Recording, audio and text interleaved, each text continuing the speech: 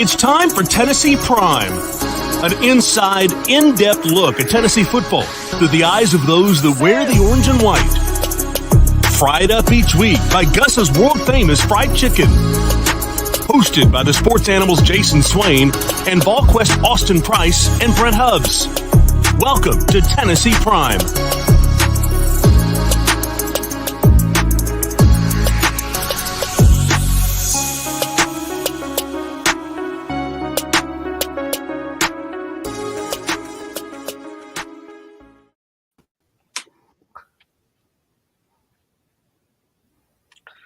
Welcome, everyone, to Tennessee Prime. I'm Jason Swain, your host today, joined by the great Austin Price of Volquest.com. Glad that you are with us this evening. We got a good one. Austin, how are you doing, man? We are presented by Gus's world-famous fried chicken. How you doing, buddy? I'm great. It's Florida week. The Vols are undefeated. Game day's coming to town. They're checkering Neyland. Will you be in the orange section or the white section, Jason Swain? That's the real question everyone needs answered today. I checked my seats yesterday, and I'll be in the white section. There you go. So there you go. Hey, you can't be that person that is wearing a different color than everyone else. Yeah, no doubt. Don't be that person. If you're supposed to be wearing white, wear white. If you're supposed to be wearing orange, wear orange. You don't want to be that person. Got to follow directions. Got to follow the rules. So I plan to do that. Yeah, it's such a massive game for Tennessee coming up on Saturday at 3:30. A real chance to take a huge step. Coach Dickey always said, you're really judged by what you do against Florida, Georgia, and Alabama. Outside of a couple of wins over Georgia in the last 15 years and that one win over Florida, you hadn't beat Alabama at all. It's been slim pickings in that department. So, to get across the hump, it doesn't matter if Florida's down a little bit. It doesn't matter if they got a first-year coach. It doesn't matter how thin they are or any of that stuff. Florida's still Florida. And getting across the hump against the Gators is big. There's been several times in the last decade where Tennessee's been as good, if not better than Florida, and found ways to lose those football games. And they've lost them in a myriad of different ways. They've blown leads. They've given up 4th and 17s. They've given up Hail Marys. They've been blown out. You name it, they found a way to lose in that form or fashion to the Gators. So, big game. If you can win this one, then you get that 2-week build up to LSU. You get the bye week next week. And, this place will be melted down if they can find a way to win Saturday afternoon. 2004, we played Florida, played in the biggest crowd in Neyland Stadium history. It was 109,000 people. Couldn't even hear yourself think. Couldn't hear the guy next to you talk. And so I expect that type of environment this weekend, Austin. And it's up to the players, up to the coaches to make sure that this crowd is in the game from the very, very start. And how you do that is starting fast, not allowing Florida to go down the field if they get the ball first and put up 7. You don't want that at all. So this crowd is going to be crazy, man. Knoxville is going to be bananas. I can't wait to see what it's going to be like. But you're right, AP. Tennessee has been better than Florida in several years, several matchups, and found ways to lose. And it's about making the fewest amount of mistakes. They said that was one of the most important things. That's why they put it in the maxims. The team that makes the fewest mistakes will win. And it's true. And in this game, the margin of error will be very, very small because you have two sides where these guys are great athletes. They put in a tremendous amount of work. They have goals and dreams, want to play the next level. And they know this game will have the eyes of scouts, the eyes of college football fans all over America. So extremely important to go out there, play mistake-free as possible, play your hardest, and be ready for adversity, but be ready to fight through it because the team that's able to do that the best, I think that team will be victorious. Yeah, you go back to a year ago, that was Hendon Hooker's first start, Jason, and, made some plays. They hit the big play right there to Javonte Payton.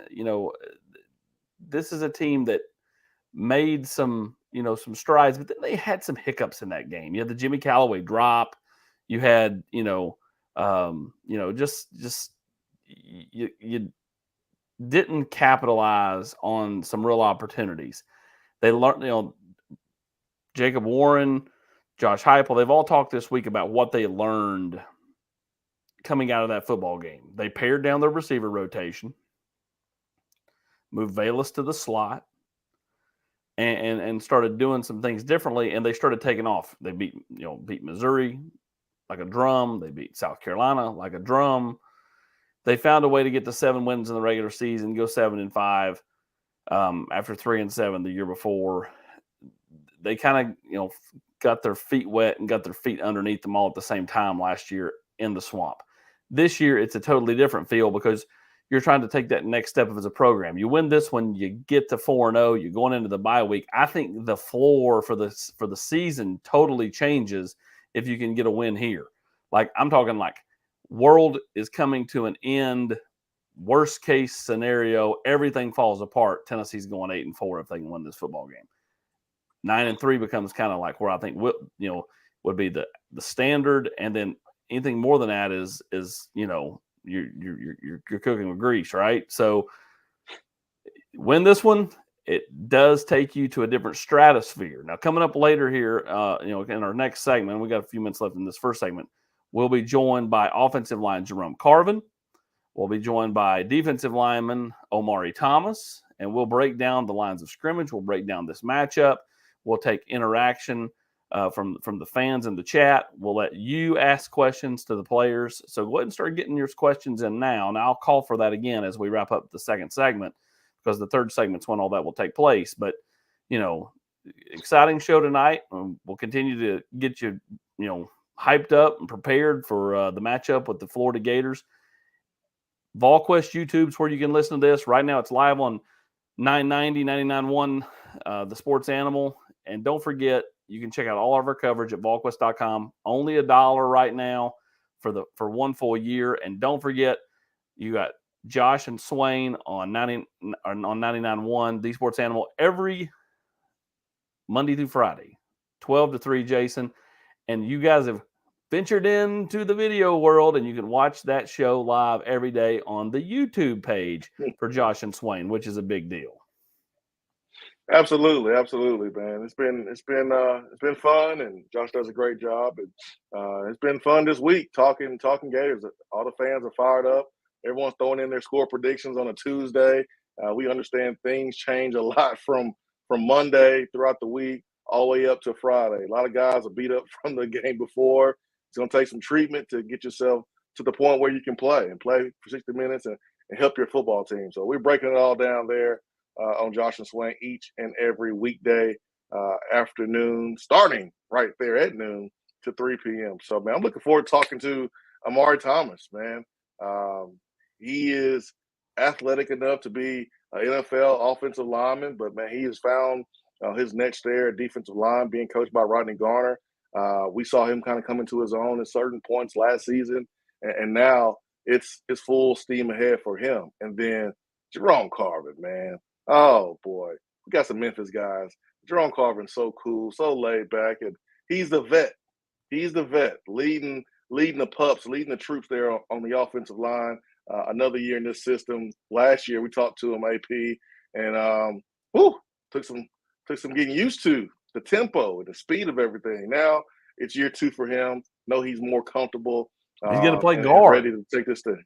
Yeah, ready to take this thing to the next level. So we got 2 guys that I think will have to play well for Tennessee to win, because we know this game between Tennessee and Florida is physical, and usually the team that can control the line of scrimmage can give themselves the best chance to win. So I'm looking forward to talking to these guys, man. 2 vets, media vets too, man.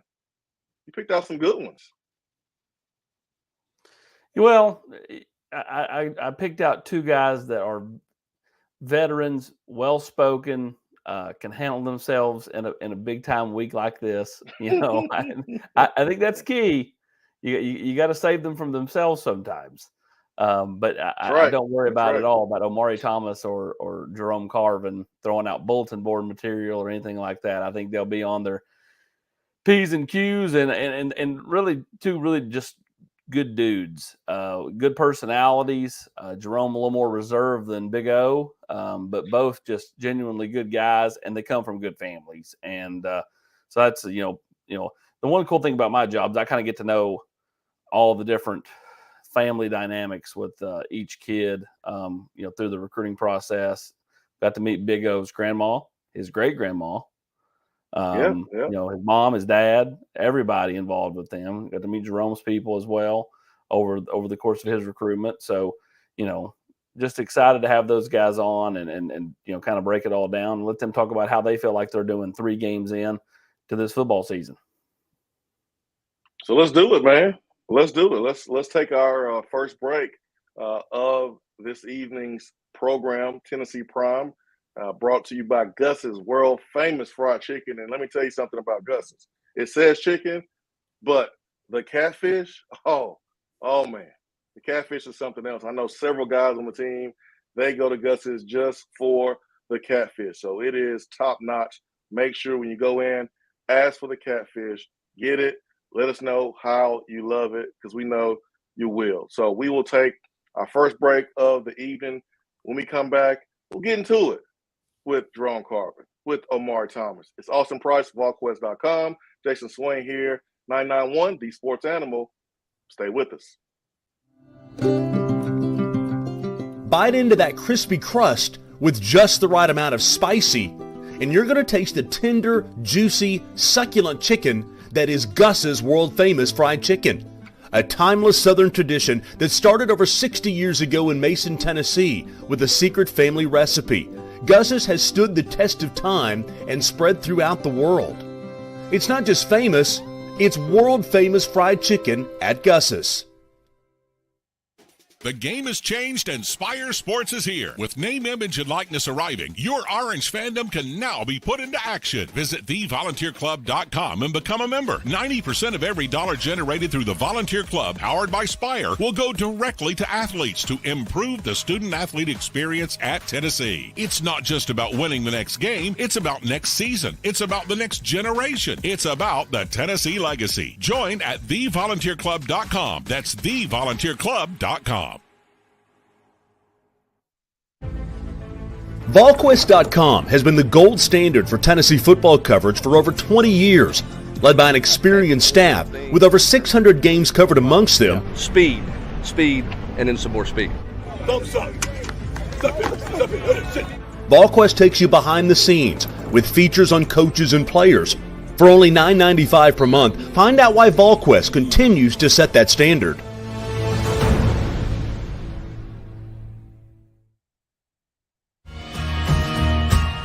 Locally owned, Gus's is located on Sutherland Avenue and has been voted the best fried chicken in every city they've ever gone to. Throw in some delicious and mouth-watering sides, and it's easy to see why Gus's is a must-have at your dinner table. It's not just famous, it's world-famous fried chicken at Gus's.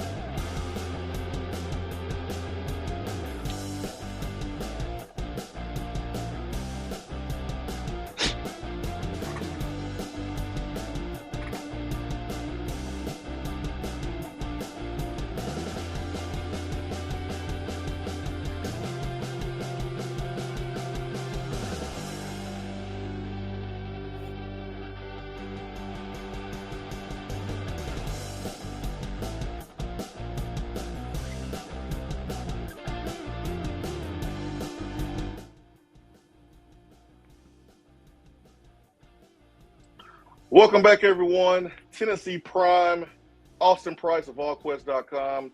I am Jason Swain of 99.1 The Sports Animal. Thank you for sticking around with us. Oh, yeah, this is the time right here. Omar Thomas, Jerome Carvin, the big boys in the trenches, AP, man. Woo-hoo. These guys have come a long way. You remember talking to these guys as recruits, and now they're grown men. They are. They very much are. I mean, you go back and look at, a picture of Jerome Carvin as a high school senior, and you look at Jerome Carvin that spoke to the media yesterday, or Omari Thomas when he won Mr. Football, and Omari Thomas that, routinely meets with the media now and plays. Both kids have grown up a lot. They have matured, and they've put the work on in the weight room, to become the leaders and players that they are for both the offensive line and the defensive line. Well, let's get to it, man. I think we're ready to go. We have Omar Thomas with us this evening. Omar Thomas Jerome's Jr. jumping on any second. Oh yeah. But Junior Omar Thomas Briarcrest Christian, excuse me, there in Memphis, 901. Stand up, Yes, Omar. Yes, indeed. Man, how you doing? How you feeling? Oh, I'm doing pretty good, feeling good. How about y'all? Man, we wonderful. We fired up, man. We hear it's a big game this weekend. Did you hear that? Yes, indeed. I guess I heard that. So, what was the reaction when you and your teammates got word that College Game Day is going to be there? There's a lot with this game. We understand that's the first SEC game. It's an East opponent. It's a rival. But did it add a little bit more when you found out that College Game Day was going to be here in Knoxville? Man, honestly, like, when I first found out, I was like, it's crazy, considering, like, that's something that you watch, like, growing up on TV, like College Game Day, things like that. But, like, now there's, like, the game that I'm going to be playing is in the same city or location. But really, you just can't focus on that too much, honestly. Like, that's really for the fans. We just got to play the game, honestly. No, you're right. You can't worry about that. But when you pick Tennessee coming out of high school, I know you one of your goals was to get Tennessee back competing for the East, competing to get to Atlanta, which works hand in hand with getting games like the Florida game, getting College Game Day here. So to see some of that hard work paying off, how big is that, and just how exciting is that to kind of see, hey, this is why I picked Tennessee coming out of high school. Oh yeah, it's very exciting. It's very exciting. Just like you said, just wanting to get Tennessee back on that map, just joining the team, just wanting to do that. It's very exciting to like be in this position where we have a big game like this and we're able to just go out there and play for real. It's gonna be a fun experience, and I just can't wait. How has year one under Rodney Garner to year two? How's that been for you? The game slower. How do you feel like you have improved and grown? I feel like it's been a great just stepping stool for me, just being able to constantly better my game, just continuing to be just learn. He's actually been teaching me just different things off the field as well as on the field. But I feel that he's just been pushing me, honestly. Like, he's never letting me got comfortable with where I've been, and he's never gonna be comfortable where I've been just because that's the type of guy that he is. He just always gonna push me to be better than what I am that day. Let's welcome in Jerome Carvin to Tennessee. Big Rome. Hey, what's going on? What's going on? Jerome, the old man. He's the old man. Yeah, he had dinner at Jerome's in the 4:30 today. That's what time the old people eat. He and Trayvon Flowers. I swear. Jerome's an old head now, man. How does it feel to be that guy, that player, or one of the players that the young guys come to for advice, man? Being that old head on the team now. Nah, man, it's cool. I just remember when I was young, man, I used to do the same thing, man. I used to clown him a little bit, give him a hard time. But, man, it's good being in that role, just trying to help out the young guys. trying to guide them, trying to help them out, because you know how hard it is for the transition from, being, so many years removed from high school, going into college. So, man, I love it. All right. So when the previous staff got here, they made Memphis a real priority. And you look up now, just a few years later, you got Jabari, Omari, Jeremy Banks, Tamari McDonald, Jerome Carvin. You got all these Memphis guys making plays, on both sides of the ball. How exciting is that? And do you all feel like a sense of responsibility to kind of pass that on back home to the younger kids in Memphis? Oh, no doubt, man. I know, especially like when I first got here, man, it probably 2 Memphis guys on the team at the time. So, when me and Jeremy Banks got here, man, we just like, man, let's start this pipeline. Let's get Memphis in here. I feel like, man, me personally, I feel like, man, Tennessee is best when we recruit West Tennessee real hard, Memphis real hard. So there's a lot of Memphis guys and West Tennessee guys on the team. I think we're really good. So, man, it's just always great to have that little pipeline going on. Oh, yeah, for real. I think we it's amazing for real. Like Jerome said, just when I came, just saw how like happy they were like at Tennessee, and like that just really pushed me like to come here for real. Another reason to come here, and then like you got just something that we can continue to build on. Like Memphis gonna be there, Tennessee gonna be there. Like we can always keep that pipeline for real. So it's just something that we look to help recruit, do anything we can just to get Memphis to Knoxville. Honestly, let's keep it in the 901 here, guys. A couple weeks ago, I asked Jabari Small about how was it for him watching Kennedy Chandler be drafted to the hometown team. You guys grew up together, Amari and Jerome, y'all from the same area. How was it for you guys seeing one of your own go to the NBA, not only go, but be drafted by the Memphis Grizzlies? Did it change the mentality, or what did it do for your mentality when you saw one of your good friends go to the next level?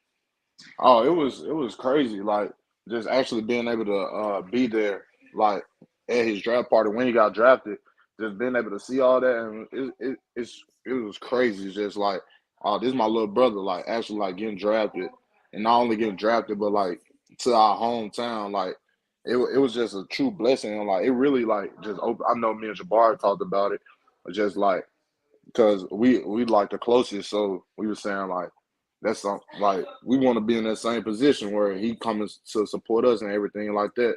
And it was just a crazy but like surreal experience. Yeah, man. Man, just seeing Kenny play, man, seeing him play in high school, seeing him like growing up at AAU, seeing him play, in the area, in the city. Man, it's crazy, especially he played for the hometown team, Memphis Grizzlies. So, man, he a great player. Man, he been a great player since the city, since he was small. So, man, I knew this was gonna happen. I knew that was gonna happen regardless, man. Didn't know he was gonna be in Memphis, but man, that's dope. It's really dope, man. Him staying close to family, staying close to home. So, man, they gonna love him. Oh, we talked about Coach Garner a minute ago. Does that that deep voice? I mean, like, and this kind of goes for both of you. Jerome, you ever hear Rodney just from the other side of the practice field? It's like all the time, like just hearing him like early in the morning starting off. But one thing I can say, he got some jokes. I label him as funniest coach on the team by far. Like he got some jokes for you. What's his best? Yeah. His best joke. I can't even tell you honestly. Like when he just come up with it off his head for real. Like he just come up with it.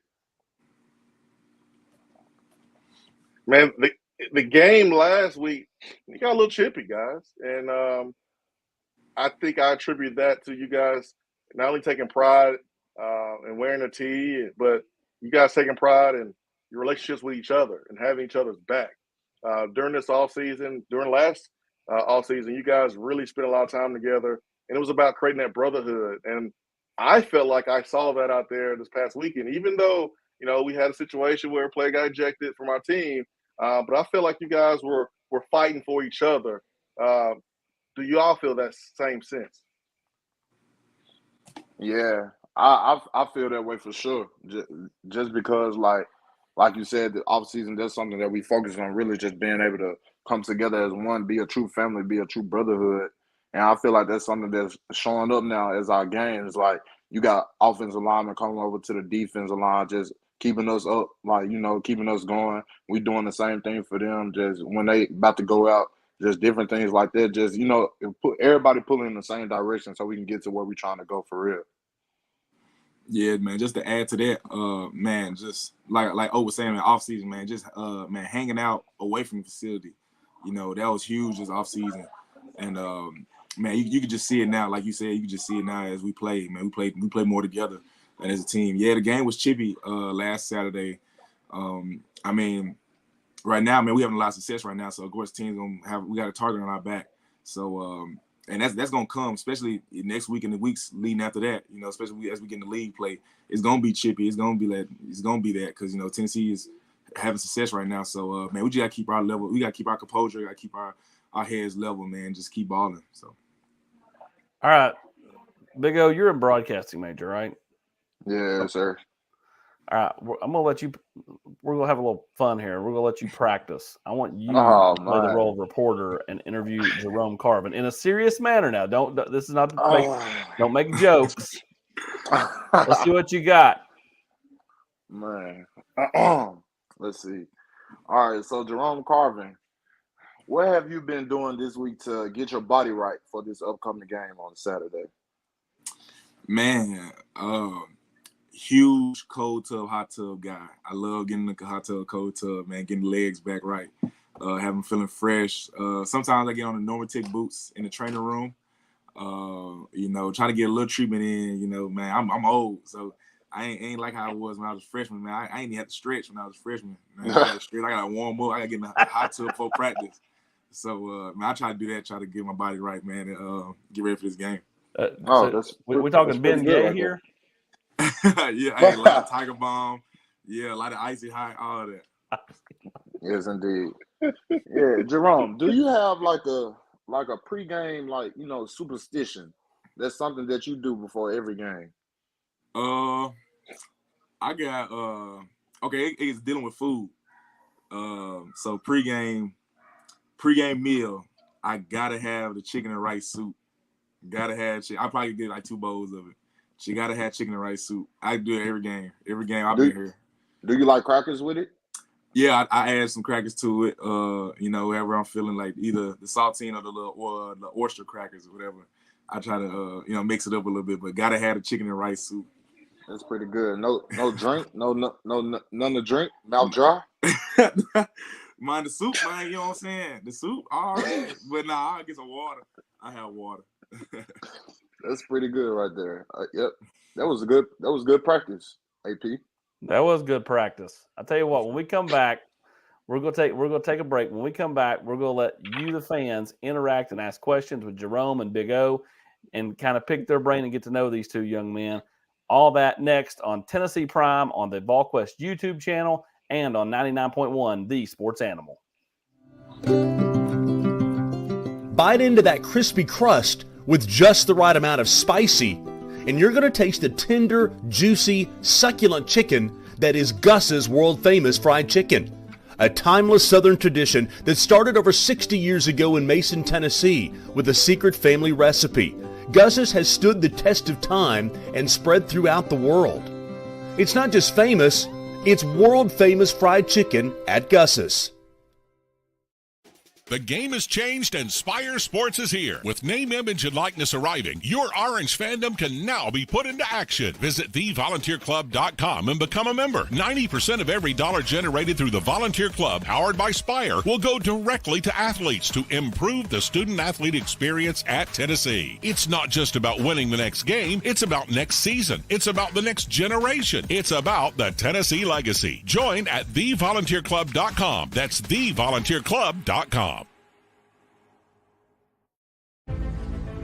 Volquest.com has been the gold standard for Tennessee football coverage for over 20 years, led by an experienced staff with over 600 games covered amongst them. Speed, and then some more speed. Volquest takes you behind the scenes with features on coaches and players. For only $9.95 per month, find out why Volquest continues to set that standard.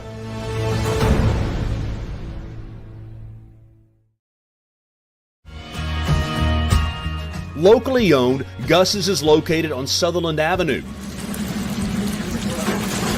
and has been voted the best fried chicken in every city they've ever gone to. Throw in some delicious and mouth-watering sides, and it's easy to see why Gus's is a must-have at your dinner table.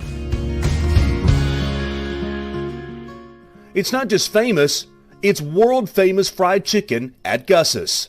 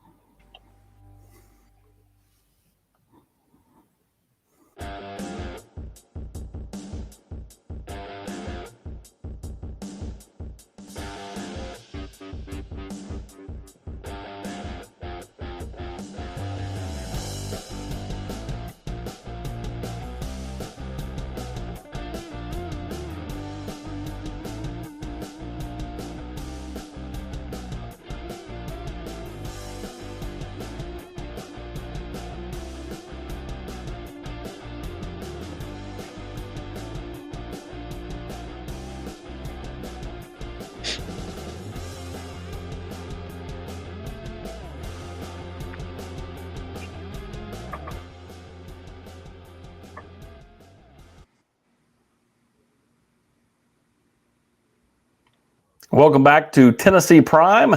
Alongside Jason Swain, we're joined by Omari Thomas, Jerome Carvin, all sponsored and fried up each week by our good friends at Gus's, world-famous fried chicken there on Sutherland Avenue.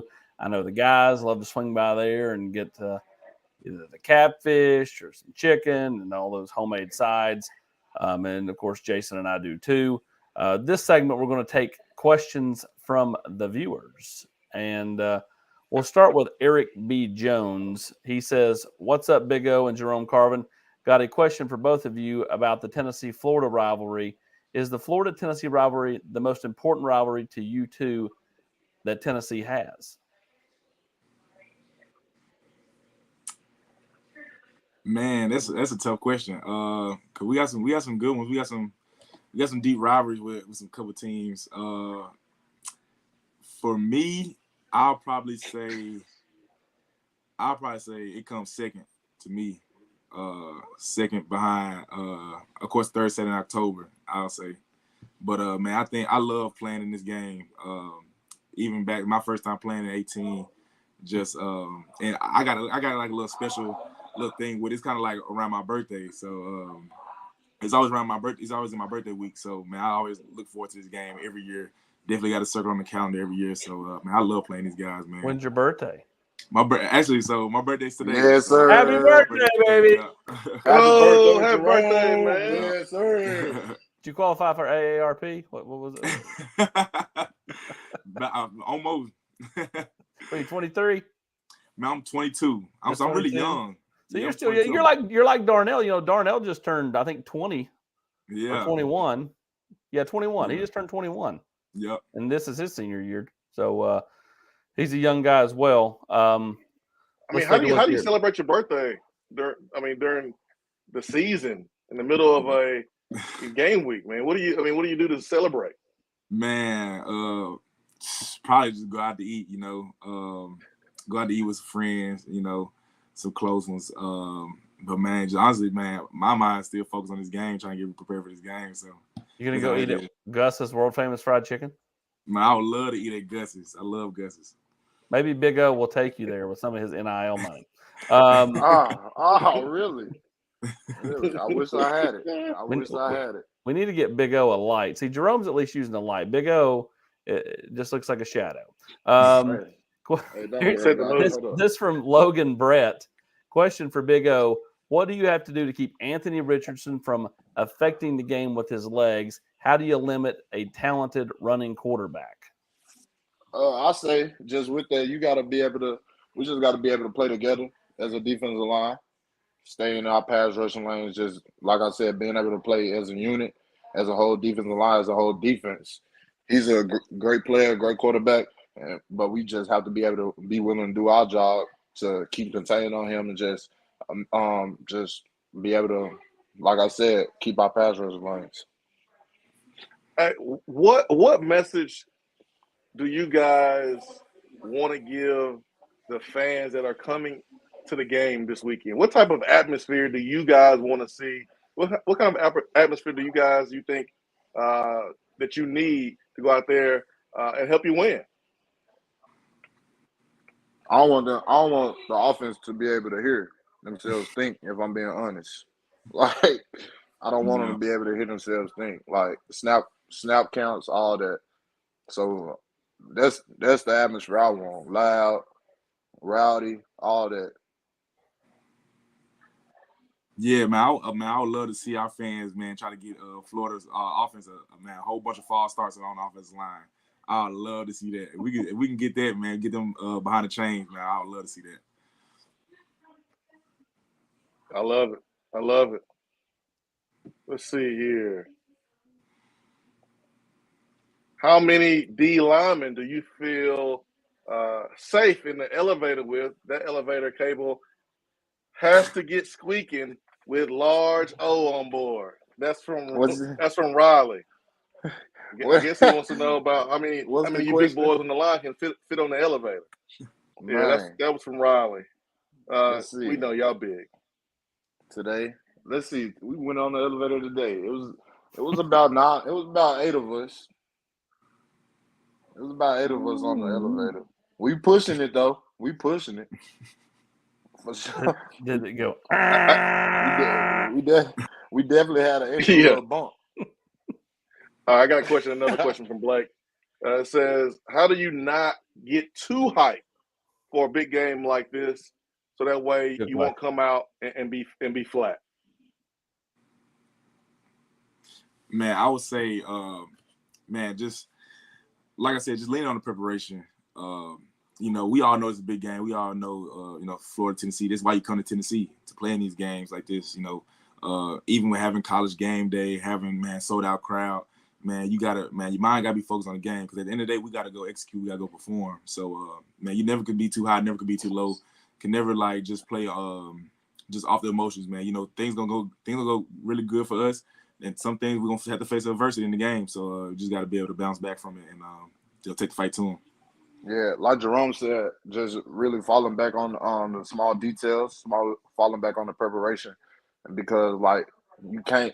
Of course, you don't want to just be super uptight, super focused. You want to just be loose, be free, just ready to play honestly, and just like Jerome said, focusing on that preparation, because we're gonna prepare the right way. So it's just all about just being focused and locked in with that. This from Wayne Starnes for Big O, but it really goes for both. How do you describe the culture change that seems to have happened since Heupel and his staff came to Knoxville? And how important was it for you to have Coach Heupel ask the team what you guys needed? The culture change it's been crazy. Just coming in, I was here with we both was here with the previous staff, and then just seeing that coach change, just seeing how the culture just shifted tremendously.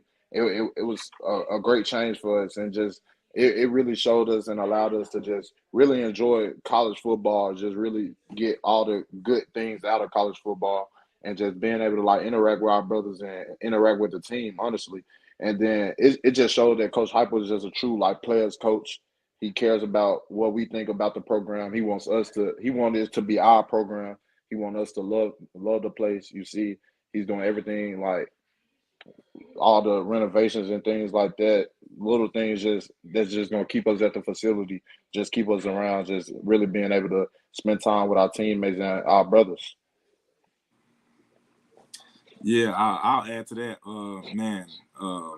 Like O was saying, coming from a previous staff to Heupel, man, him coming in first day, man, he had to pretty much, he had to earn our trust, He had to we had to go in because we wasn't expecting us to go in and just trust him off the bat. We didn't know him, so we didn't know anything about him. So man, I think he did a great job. Him and his staff did a great job when they came in, just trying to build that trust with us, trying to build relationships with us. try to get to know us, things like that. As well as Coach Hyper, he knows the deal, man. He's a former player, and he knows how he is. So man, he definitely is a player's coach for sure, man. And just guys leaning on him, man. He everything he does has the best interest of us, And so guys really took heed to that, man. They love him, man. We love playing for him. I know you guys we're in the off season and stuff, but when there is a coaching change made and you guys are in that no man's land, when one guy's out and you're not yet found the new guy yet, how difficult is that from a player standpoint? I mean, to not pay attention to everything that's said, to not have an interest in, some guys that are potential candidates, to just kind of keep your head down and keep working, because I think it would affect any of us, Jason, me, whoever, because it involves, kind of, who you're going to be playing for going forward. I would say really like that's a big situation of like just being able to control what you can control, honestly. Because like when you get in a situation like that, like we couldn't really like it's nothing we can really do about it, like far as like going out on social media, speaking out on who we want or things like that. Like that's not gonna help our case or anything like that. Like Sure. so, it's, you really just like, like you just in a place of like control what you can control, do what you got to do, just keeping yourself locked in, just ready, waiting and sit back and see like everybody else. Honestly. Yeah, definitely. Man, like you said, controlling what you can control and just leaning on our guys again. Like we at the end of the day, we out there playing. Coaches aren't out there playing. So, man, just leaning on your guys, man, building that bond with our guys. That was huge. It's huge. Dealing with a coaching change like that in the off season, and and guys just buying in, trying like at least giving a chance to buy in, because man, it's hard, it's tough, man, especially coming from you got one coach building, trying to build something, another coach comes in trying to build a different thing. Every coach is different. Every coach has different philosophies and things like that. And so, man, just players buying in was huge. Volstorm asked both of you guys about your mentality when you're down in the game in order to get back in the game. Obviously, we don't want to ever be down, but we know that happens. Those guys play football on the other side. They work too, and they prepare. But how do you guys continue to stay locked in? What's your mentality to get back into the game?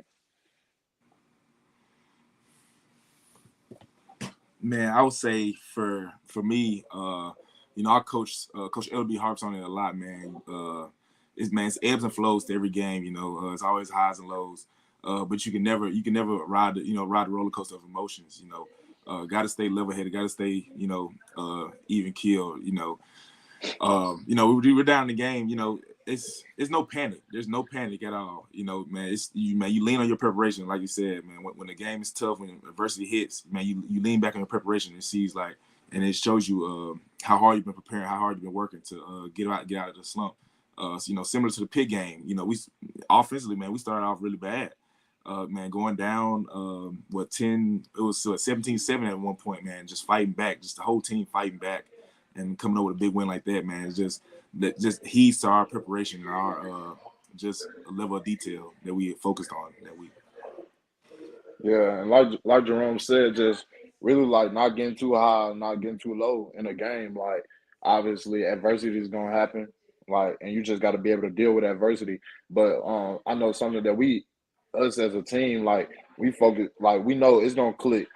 If the defense rolling and offense not, the offense gonna click for us. If vice versa, like we know we got each other's back, and we know when we out there is something not going, it's starting slow. Your unit just got to keep going. It's gonna click for us, and that's what we are firm believer in. That just really focusing on what we do, focusing on all the details, like you said, just really falling back on the preparation for real. This from Eric B. Jones. What's your most fond memory as a Vol? Or is it as simple as the best is yet to come?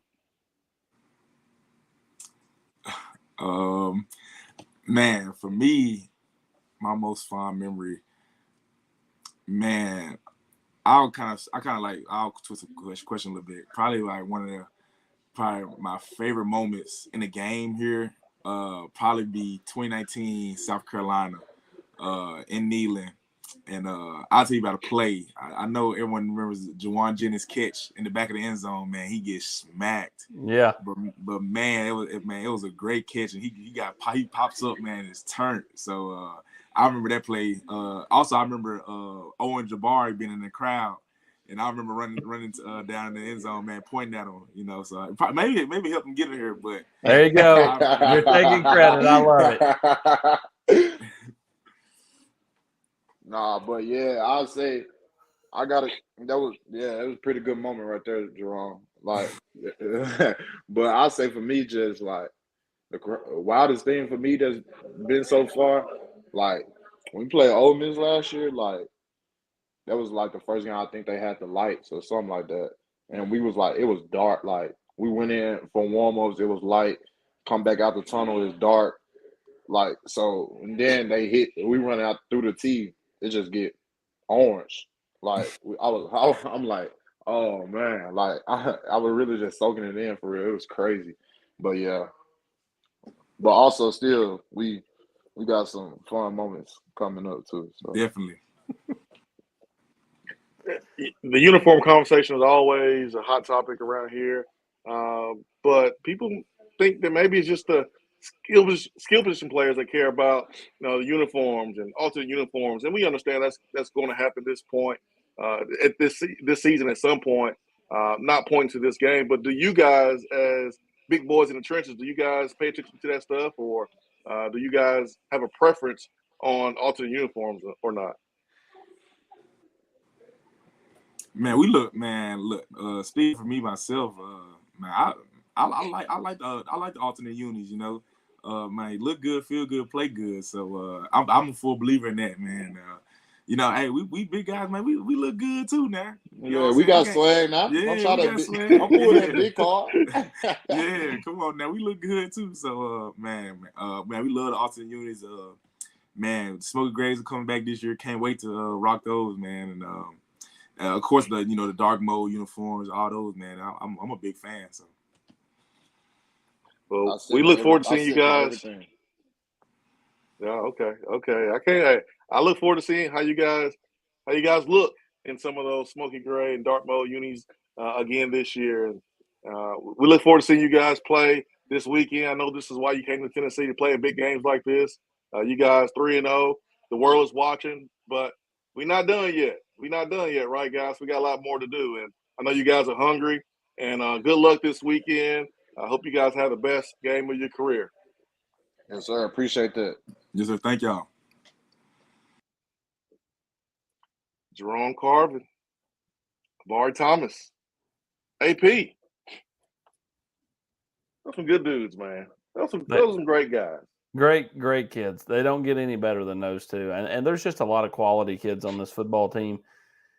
And they're right at the top of the list. And we're glad to have them on tonight's Tennessee Prime, sponsored by our good friends Gus's, world famous fried chicken on Sutherland Avenue. If you've not been to Gus's, go check it out. If you have been to Gus's, get back and get some of that great fried chicken, fried catfish, all those homemade sides down at Gus's.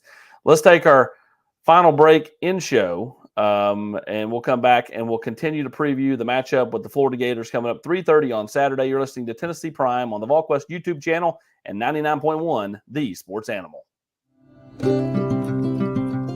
Bite into that crispy crust with just the right amount of spicy, and you're going to taste the tender, juicy, succulent chicken that is Gus's world-famous fried chicken. A timeless Southern tradition that started over 60 years ago in Mason, Tennessee with a secret family recipe. Gus's has stood the test of time and spread throughout the world. It's not just famous, it's world-famous fried chicken at Gus's.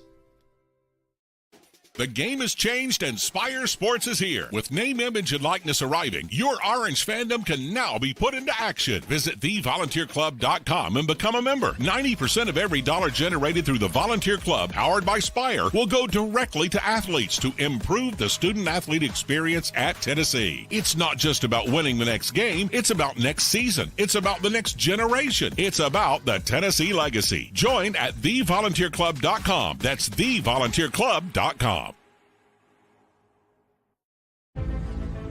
Volquest.com has been the gold standard for Tennessee football coverage for over 20 years, led by an experienced staff with over 600 games covered amongst them. Speed, and then some more speed.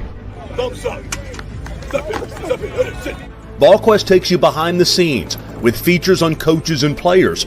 For only $9.95 per month, find out why Volquest continues to set that standard.